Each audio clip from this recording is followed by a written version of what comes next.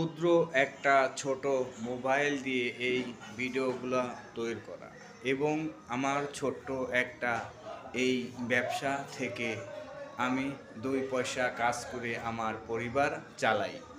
তারপরও আমি চেষ্টা করি যে মানুষকে একটু সাহায্য সহযোগিতা করার জন্য। কিন্তু আমি যতটুকু পারি আমার এই ব্যবসা থেকে আমি মানুষকে সাহায্য করতে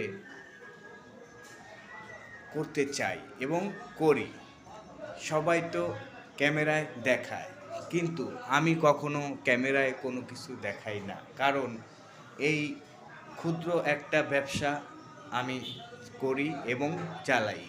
এই ক্ষুদ্র ব্যবসার থেকে 2 পয়সা যা রুজি হয় এটা আমি আমার ফ্যামিলি চলে এবং আমি যতটুকু সামর্থ্যে কুলায় আমি মানুষকে দেওয়ার চেষ্টা করি।